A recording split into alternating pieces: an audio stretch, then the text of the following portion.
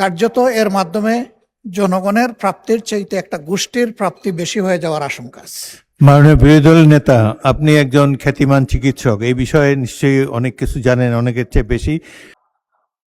না, আগে বিরোধী দল নেতাটা শুনি। রিপোর্ট উপস্থাপিত হয়ে গেছে, বিরোধী দল নেতাটা শুনি, তারপরে আপনি পয়েন্ট অফ অর্ডার থাকলে দাঁড়াতে পারেন। মাননীয় স্পিকার, আপনাকে ধন্যবাদ।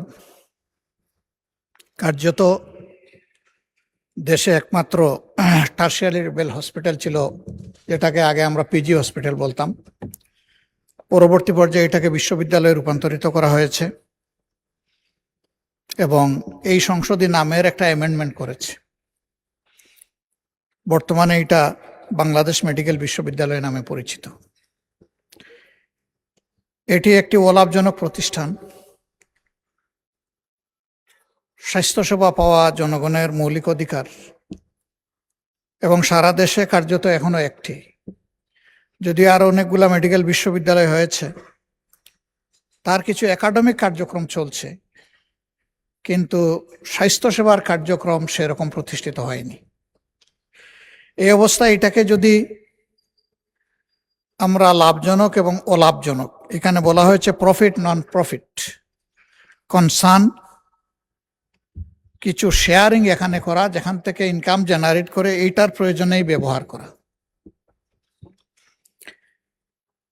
যাদের এবিলিটি আছে তারা টারশিয়ারি লেভেল কিছু প্রাইভেট প্রতিষ্ঠান আছে, ওখানে চিকিৎসা নেয়। আরো যাদের বেশি আছে তারা দেশের বাইরে চলে যায়, কিন্তু যাদের নাই তাদের ঠিকানা এটা।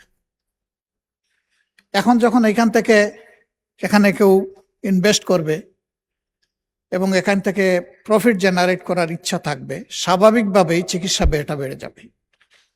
এই সংসদে এই সেশনেই আমরা বাজেট পাশ করার সময় জনগণের চিকিৎসা ব্যয়, পকেট মানি যাতে আরো কমানো যায়, এই জন্য অনেকগুলা পদক্ষেপ এখানে নেওয়া হয়েছে, যেটাকে আমরা সবাই সমর্থন করেছি।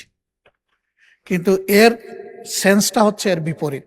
এখন যে বিলটা আসতেছে, এখানে কিন্তু চিকিৎসা ব্যয় বেড়ে যাওয়ার আশঙ্কা আছে। 2 নম্বর হলো, যদি এই ধরনের কোনো কোম্পানি এখানে শেয়ার করতে আসে,